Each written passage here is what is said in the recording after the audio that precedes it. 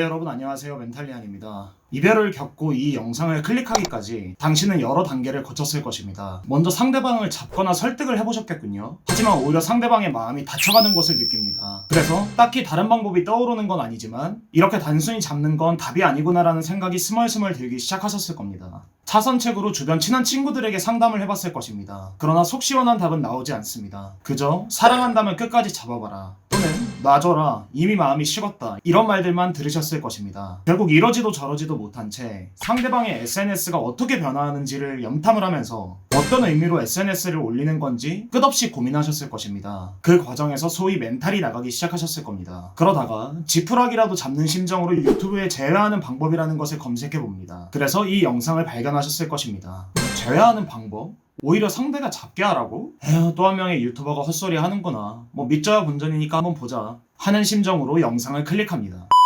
그러나 오늘 영상이 주변 지인들의 그 어떤 조언보다 사랑하던 사람에 대한 재회 확률을 최대한 높일 수 있을지도 모릅니다. 단 최소한 이 영상을 끝까지 보실 만한 의지가 있는 분께만 가능합니다. 만약 지금 영상을 보시는 분께서 사랑하는 사람과의 재회를 위해서 그 정도의 시간도 투자하지 못할 정도로 의지력이 없는 분이라면 영상을 그냥 나가셔도 좋습니다.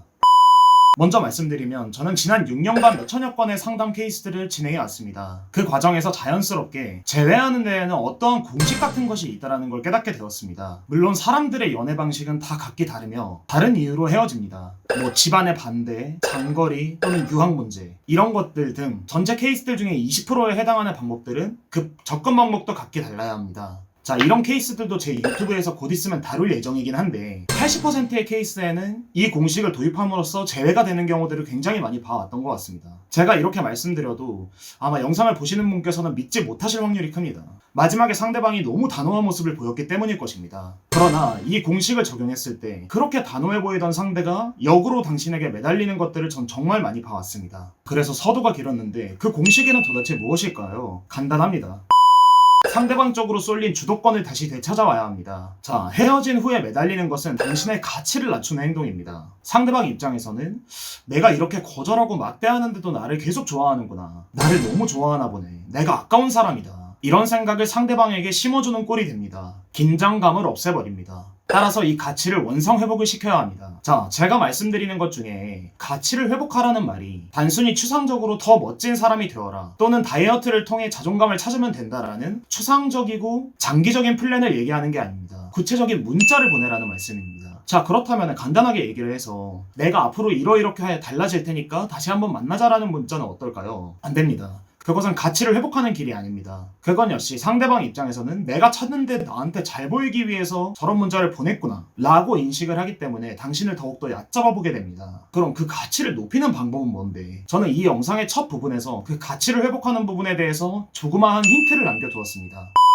바로 사랑을 위해서 이 영상을 끝까지 보실 정도의 의지가 없으시면 이 영상을 나가셔도 좋다라는 구절이었습니다. 이 말을 들으셨을 때 영상 보시는 분 입장에선 약간은 불편하지만 그래도 이 영상을 더 보고 싶은 마음이 드셨을 것입니다. 무슨 말을 하는지 드러나 보자라는 오기가 생기셨을 수도 있습니다. 자, 재회 역시 마찬가지입니다. 밀어내면 당겨집니다. 상대방은 당신에게 이별을 통보함으로써 당신을 밀어냈는데 오히려 당신은 상대방에게 마음이 더욱 끌렸습니다. 당겨진 거죠. 이런 밀어내기를 재회 심리학에서는 주도권을 높인다라고 표현합니다. 재회 상담사처럼 이런 문자를 구상하려면 최소한 6개월 이상 몇백 건의 케이스를 봐야 가능합니다. 저는 한 번의 문자를 보낼 때 최소 10가지 이상의 변수를 고려하기 때문입니다. 하지만 지금 당장 한시가 급한데 그런 것들을 천천히 배워나갈 수가 없겠지요. 따라서 최대한 간추려서 재회하기 위해서 써야 하는 문자의 공식을 딱 5가지 공개를 하겠습니다. 첫 번째, 상대가 당신에게 객관적으로 잘못한 게 있을 경우, 바람을 피웠다거나 헤어지는 과정에서 도를 넘은 말을 했다거나 그런 게 있다라면 강하게 비판해야 합니다. 그렇게 함으로써 상대방에게 죄책감을 심어줄 수 있고 주도권을 이쪽으로 끌어올 수 있기 때문입니다. 그리고 두 번째, 위에 말했던 것처럼 상대방이 어떤 확실한 잘못을 했다면 질투를 유발해도 좋습니다. 제가 영상에서 누차 말씀드리지만 질투를 유발하라는 거는 새로운 사람을 만나게 돼서 사귀었다라는 걸 얘기하는 게 아니라 단순히 알게 되었다 정도로 하는 게 좋습니다. 너무 새로운 사람을 사귀었다고 말해버리면 상대방 입장에선 너무 틈이 없어 보일 수 있기 때문입니다. 3번, 평소 하지 않을 법한 행동으로 문자를 보내야 합니다. 만약에 연애를 하시면서 굉장히 감정적인 모습을 많이 보였다면 이성을 되찾은 모습을 보여야 합니다. 담담하게 차분하게 문자를 보내는 꼴이 되어야 합니다. 그럼 반대로 상대방과 만나면서 굉장히 차분하고 착하고 그러다가 상대방에게 지금 만만하게 보인 상황이라면 굉장히 강하게 나가야 합니다. 4번. 상대방이 고학력자거나 강박증이 있을 경우에 상대방이 무슨 말인지 알 수 없는 듯한 말을 던짐으로써 상대방이 그것에 대해서 계속 생각하고 헷갈리게 만들어야 합니다.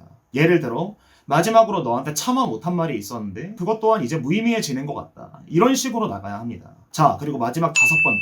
이 모든 공식을 최대한 짧게 문자에 담아야 합니다. 사람은 가치가 낮아진 사람의 문자를 꼼꼼히 읽을 만큼 부지런하지 않기 때문입니다. 자, 이 영상을 보시고서도 당장에는 어떤 문자를 보내야 하는지 좀 감이 안 잡히실 수 있습니다. 당장에 떠오르지 않아도 좋습니다. 그러나 오늘 영상을 한번 보심으로써 여러분께서는 이 공식에 대해서 계속적으로 생각을 하게 되고 어느 순간 감각적으로 보내야 할 문자에 대한 감이 잡힐 확률이 높습니다. 자, 오늘 영상은 여기까지입니다. 감사합니다. 멘탈리안이었습니다.